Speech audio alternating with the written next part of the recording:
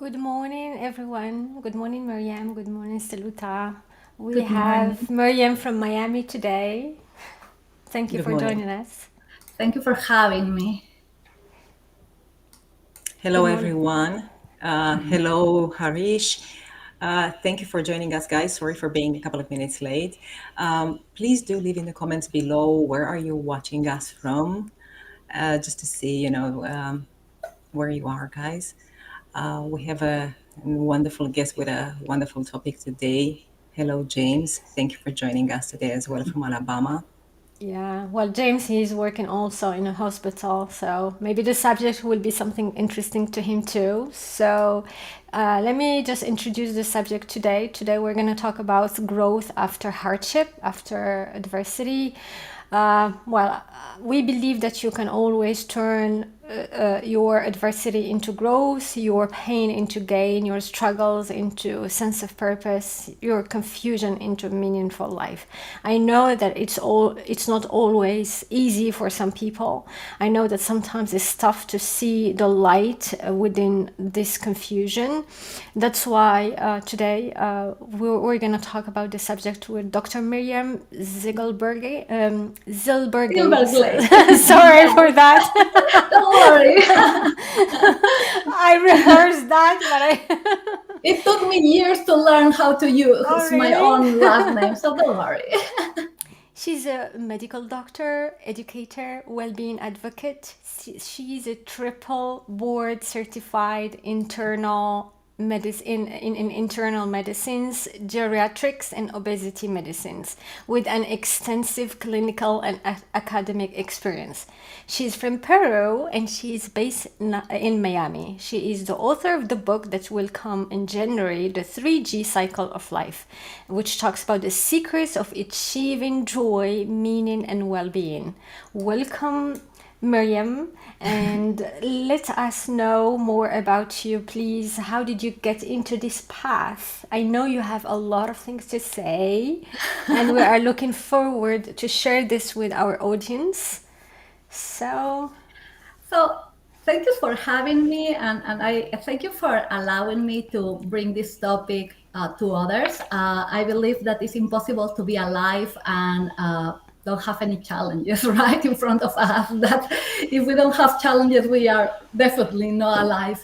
And challenges, the same that the stress has been always taken like under the negative connotation as something bad, right? And I don't like that idea of seeing things that come in front of you as negative, because what you will do is respond in a way that is kind of adverse, right? You will be defensive, and instead of being proactive, creative, excited about what is in front of you or in your future.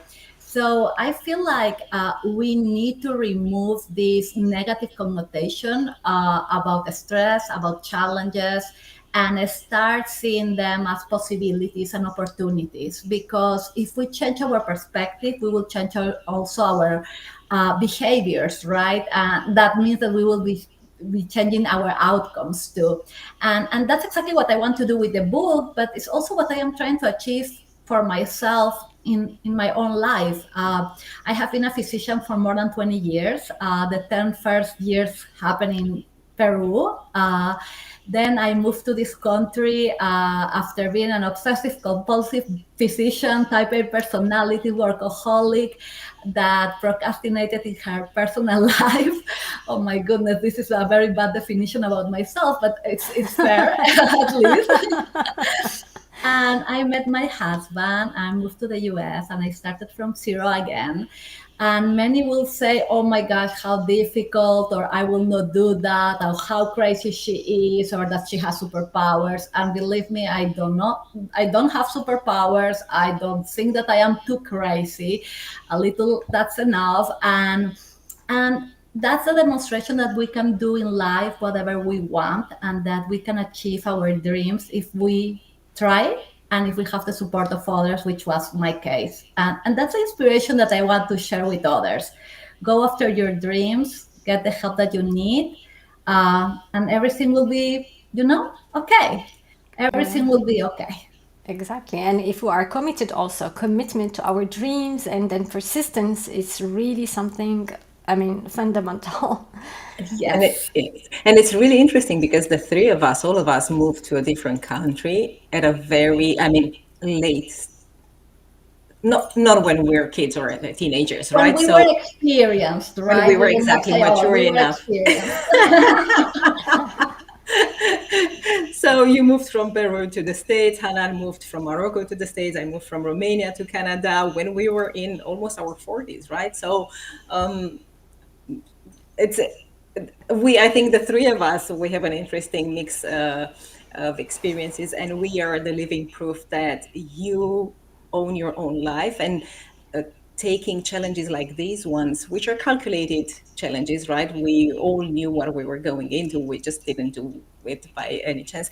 But you can take chances even in, when you're more experienced, and when you're at a stage in your life in which you are probably settled. For sure you are settled in your career at that time, in your life at that time, and this is doable. And as Hanane said, if you're committed to what you're doing, for sure you can make everything happen for you despite the challenges. And if you look at them in a creative way, as you said, you can grow there and settle in your life.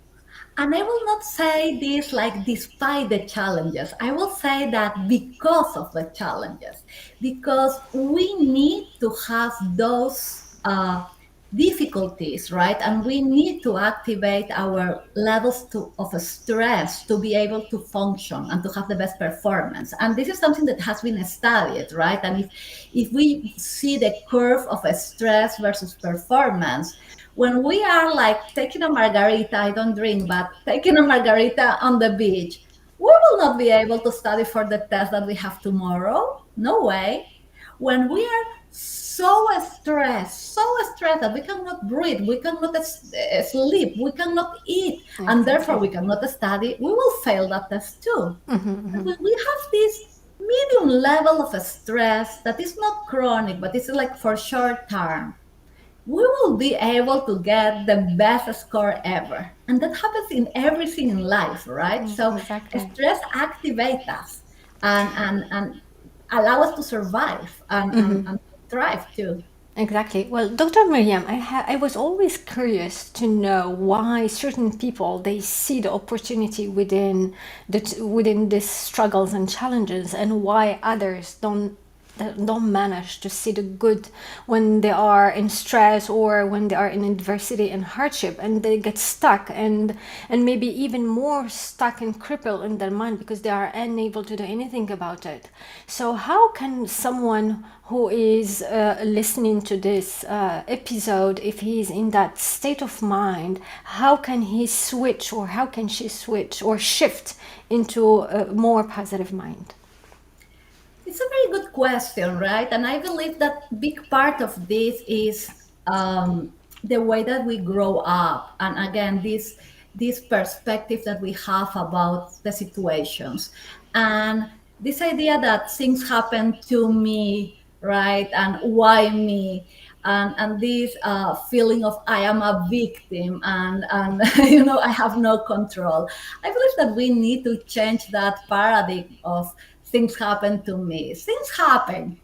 I was there by, randomly, and I was affected by the things that happened, but they are not happening to me. Nobody has an agenda to make my life miserable, right? And I believe that removing this idea of I am a victim, first of all. The second is we don't teach, we are starting, I believe, now to teach emotional intelligence. We have been teaching people that they need to be smart, they need to be successful, they cannot fail, they cannot ask for help, they cannot be weak, right? So we remove several tools that can help us actually to go navigate difficult times. You need to acknowledge your emotions. Your emotions are not negative or positive, are just emotions. What you do with your emotions is what could be negative or positive, right? But Exactly. recognizing fear, recognizing sadness, recognizing that you are having a lot of stress, right? it's kind of a red flag for you to know that you need to change your approach, you need to get ready, you need to study more, you need to ask for help. So we are kind of numbing these red flags that should help us to survive, and they were created, it's part of our neurosystem, right? I mean, we will feel this tachycardia, the heart racing, and we will start sweating because a lion is in front of us, and we will remember that, oh, it's time to run. So the reactions that we have under situations like this, if we acknowledge them and we use them in our favor, will help them to move in the right direction, or at least against the wrong direction, right? So self-awareness, knowing who I am, how do I feel? Am I able to manage the situation by myself? And if not, who can help me? When is the right time to ask for help? So if we start building this kind of support system that starts with ourselves and then is extended to others that surround us, we will be able to navigate challenges in a better way. And we will start going through this without so much trauma. Uh, Sometimes we stop because we are so afraid of failing. But what is failing? And that's another thing that we learn from since we were kids. What is failing? Why are you so afraid? Right? And in some way in the book, what I do is create a different paradigm. And instead of talking about life in a line where if you fail here, you cannot go back and fix the problem. So you add to your backpack more and more concerns Yes. and regrets. Imagine life in a simple way, a video game. What happened with a video game? You play the first level. If you don't get it right, you try again. Maybe you can try 2 3 times. You have many lives there. What happened in your second attempt and then in your third attempt is that you will get better and better. You know the tricks now. You know that you need to jump here and that the lion will come from there, so you can go and navigate the game. You finish the level and you go to the next level, and you keep going. So imagine that being our life. We start in cycles. We have a goal, we go for it with all our grit and what you were saying, persistent and energy, right? And then we expect to close the cycle with our goal being achieved, but doesn't happen all the time. Not every time we will get our goal achieved, but we can get something very interesting, that is grow. We can learn. We can use all the challenges that were in front of us as an opportunity to get better, and then go again to the cycle, or decide, no, that cycle doesn't fit me anymore. I wanted that Ferrari when I was 20. I am 40 and I don't care about the Ferrari anymore, right? And then you close that cycle and you jump to a next one that fits what you want, what you are at this moment of your life, your, Yeah. your, your purpose and your meanings, right? Well, thank you. Thank you for sharing that. So, if you are listening, remember, just turn the question why into how I can improve my life. Remove that mindset of being a victim and take full responsibility for your life. Listen to your emotions. Your emotions can serve as flags, as alerts to your situations, and there is no negative or positive. It's only emotions, and the emotions is indeed, they can serve us as messages, as an alert if something is going right or wrong. So I just want to ask you, Dr. Maria, how did you get into the book? What motivated you? I know that you were practicing medicines and you had a lot of challenges, and then you started writing a book. We would love to know more about these challenges and what motivated you to get into the book. So I still practice medicine, just in a different way and in a different place. But as many others during COVID, I had the opportunity to, confront who I was and what I consider a priority and what were my values at this point. And I found myself not honoring who I was and my core values. And I was living a life that was more aligned with what everybody else wants from me and what looks great. Wow, I can And relate to that. So oh, can I. amazing, right? Yes, and I believe that that's happened. I mean, it happens to all of us, right? In some point, we start living our life, our professional life, thinking that we work so we can earn enough money, we can have a stability, and we can enjoy our life, right? And our family. Suddenly, you are in this treadmill, right? And I call it this wheel that the hamsters use, right? The hamster wheel, and you are running there, and suddenly you are just running, and you have no idea where you're going, right? I like that. You're And not this is going anywhere. yes. And I jumped out of that wheel at some point because I felt that the healthcare system was too toxic for me in the way it was.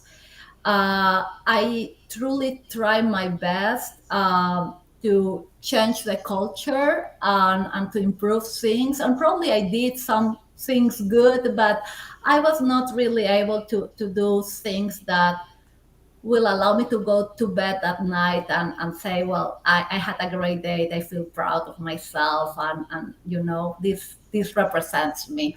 And that gap between who I am and what I was doing was so big and so deep that was really hurting me and so many levels. And I didn't realize it at the beginning because I have this joyful way to navigate life. But that happened to many of us, that we go out with this mask, right? And we look like happy and successful. And what is that for real when we feel empty inside, right? And we are not proud of ourselves.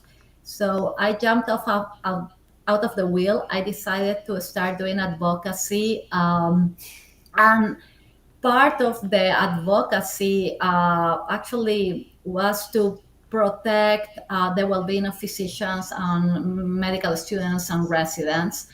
Um, and I'm sure we will go in deep later about this. But the book appears as an opportunity. I initially started doing podcasts and writing articles about this, trying to express myself and create some awareness. The book came in front of me, and I thought, well, this is a time to raise my voice and to move out of the comfort zone, and share my thoughts and my feelings in public, which is very very complex, and it's complex for everybody, but for a physician we have been trained and in a way that is kind of, you are a superhero. You don't have real feelings. You don't feel pain. You are never scared, never tired. You don't have to eat or drink. Forget about going to pee. And your family, they know that you are a doctor. So you don't need to even tell them that you will not be there. That's obvious. And, and suddenly being emotionally naked in front of others, and showing your real you and your vulnerabilities has been very challenging, but also great opportunity for me to help others. Yeah, I Well, mean, yeah, go ahead, Saluta. yeah. Thank you for sharing this. Being vulnerable, I think we all know that it's a real challenge, and none of us is willing to go through that actually. So it's so scary. It's one of those scary things that you were mentioning earlier. You were talking to us before we went live about the challenges of the doctors, physicians, people in the medical care field that are affecting their lives. And as you just said, you find yourself that you're emotionally drained or you're numbed. Can you share with us a bit more about that? Yes, we were talking about before the show, we were talking about physicians and how they may look. And I believe that this applies to nurses and other healthcare workers, right? How they may look like they don't care, or that they are not necessarily very compassionate. And that's the vision that some of the patients may have, right? Seeing this from outside. And what I shared was that truly what is happening inside of the hospitals, the clinics, right?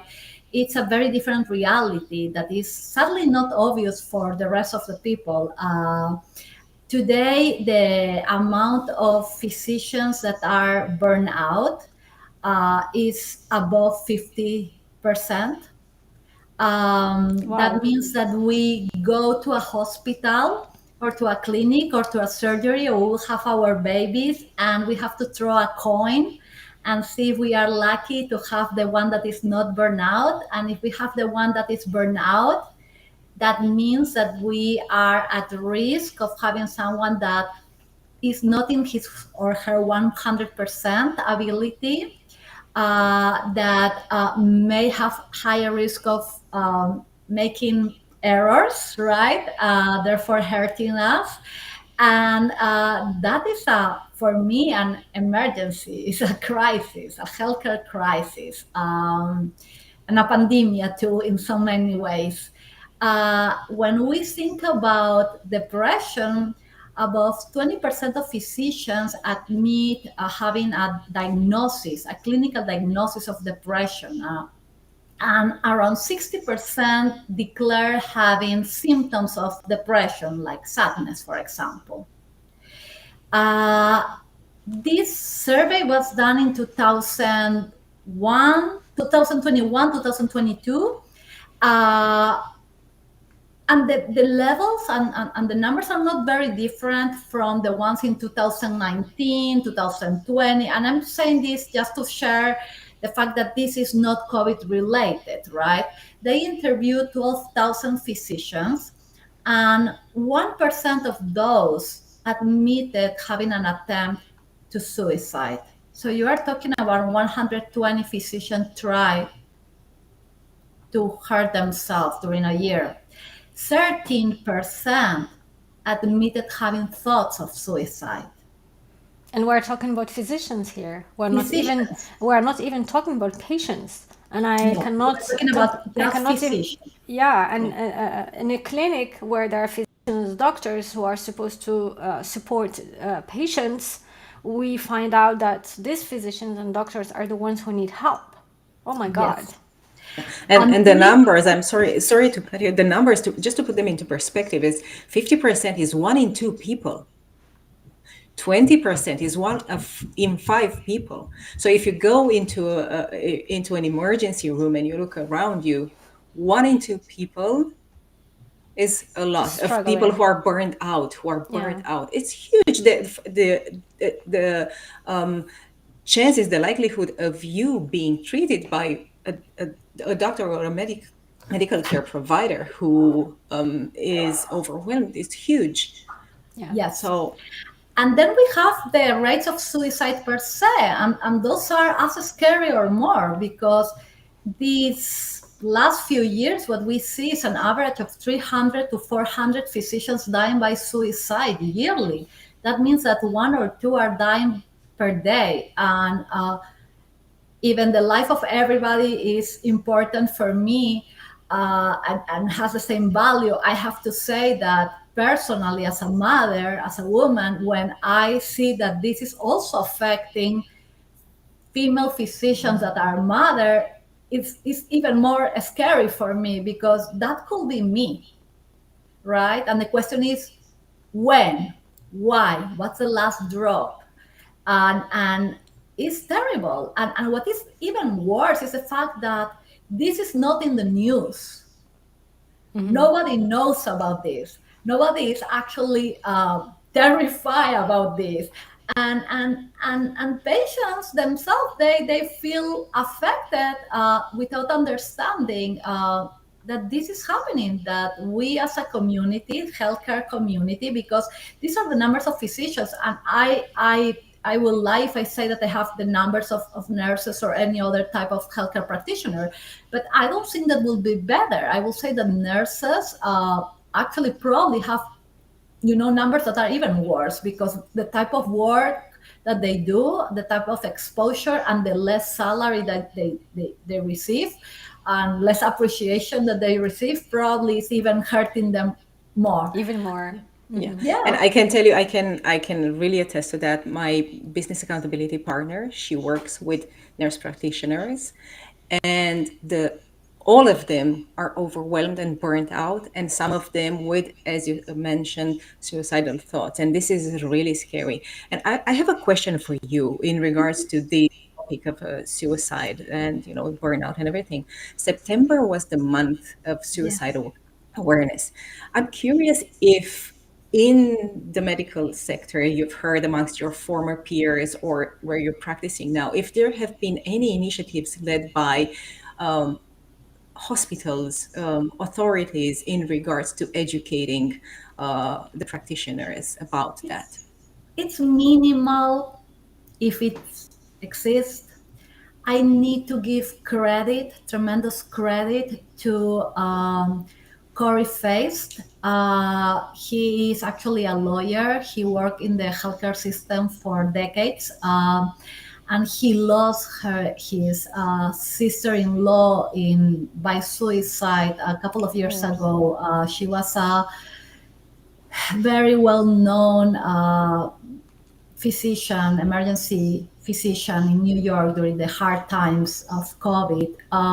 He decided, and actually had the luck to interview him for my book, and he decided with the family to create a foundation, Dr. Lorna Breen Foundation, and then to pursue even more. They pursued to create a law, the first law in the United States that advocates for healthcare workers. I don't want to tell the story wrong. I hope I'm saying everything correctly. And if not, I apologize for any percentage that I am missing here and there. But I believe that it's the first time that a law or this type of document is approved unilaterally in the House and then in the Congress, right? And the Senate, and then was signed by Biden just a few months ago. So it's the first time that we have something like this, and I would like to be optimistic. That's who I am, and I appreciate the efforts, and I am very happy that this law finally exists. I am absolutely disappointed and mortified after talking with several of my colleagues, even those involved in wellness and advocacy, and in very important institutions around the country, and they didn't know that this happened. And the wow. question is, how is something so amazing, so important, life saving, right, not known? How Yeah. is that this is not a big news? And we are talking about compassion and we are talking about empathy. And how can we talk about these skills if the basics are not there for these physicians? If they are struggling themselves and they are with like stress, in a stress, extreme chronic stress mode. Wow.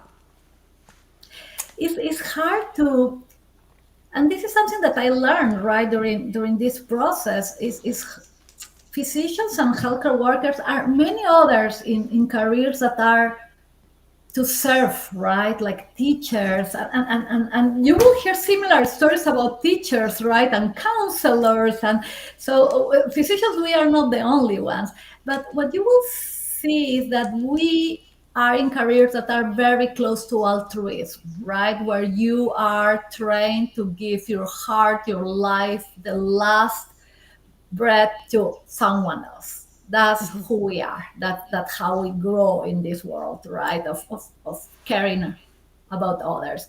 But what happened is that nobody told us that we cannot care about others and we cannot help others if we don't help ourselves Ourselves. first. And even when you go in an airplane, right, they will tell you put this mask first and don't help others. Get the oxygen for you first. Exactly. We didn't learn that, and we feel guilty about doing that.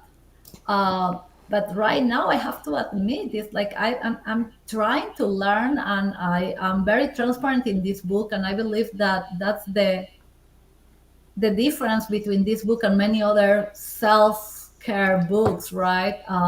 Because I am being very transparent, and I am saying what I do and what I have still to learn, and how difficult it is to change the chip, right? And become a new version of yourself, a better version of yourself, especially if you are in middle age, right? And you have been living your life in a wrong way for so long. We need to relearn, and we need to start taking care of ourselves, because our kids, our families, our friends, our colleagues, anybody else around us, they need us, but they need us at 100%, not the 50% that we have still inside of us, or the 20%. They need our 100%. Talking about the book, Dr. Miriam, can you tell us about the 3G, like the goal, the grit, and Grow. growth, so that Yes. people can see how, because the purpose is, it talks about the secrets of achieving joy, meaning, and well-being. So can you tell us more about that? Yes, thank you for asking. So, this book started again as a way of doing advocacy, as a way for me to escape burnout. And it was kind of a lonely journey at the beginning. But what happened with this book is that suddenly became a very collective journey, which I really love. And I interview more than 30 different individuals from different countries. I believe I have already 4 continents involved on this. And you will see from medical students to Wall Street people and professional athletes and politicians, and even a Buddhist nun as part of the book. And each of them will share their challenges, which are very different, right? But they will change also the different ways that they were able to go through them and to achieve their, their goals, and their growth, which is even more important.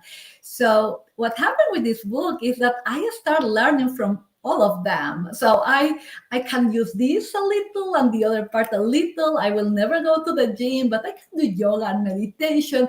So it's a book that is not like a cookie, thing that you have just one way to do cookies. No, you will have every flavor and every color and of cookies. And so each of those that are reading the book, they will find something that will fit them, right? And they will find that they belong to this journey. And that's really the idea. And I am very grateful, because the amount of support that I receive from the community has been amazing.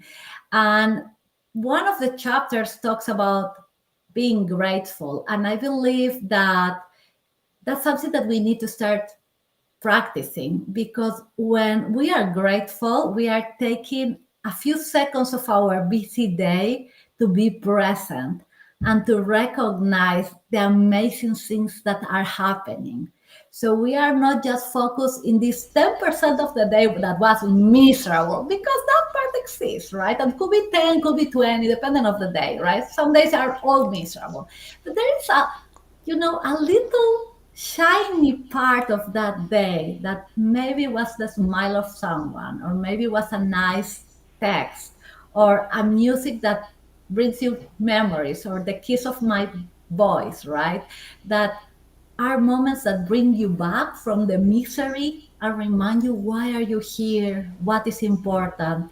And I believe that that is something that I learned through the process. I was submerged in the darkness, and I learned that there's amazing people around us, and that there is hope, and that there is, opportunities. And I am grateful for those that support me, and I am grateful for the opportunity of writing this book that in my mind is saving my own life.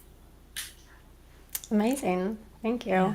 Thank you. Thank you. And I think we also love stories, and this is why we have you here. And this is why we are doing this podcast, the show to resilience, and we have all these amazing guests because we are ourselves learning from these stories, and we bring so many amazing people from whom our audience can learn and take a bit of advice or a bit of an experience that maybe translates to their life, speaks to their challenges, and give them hope.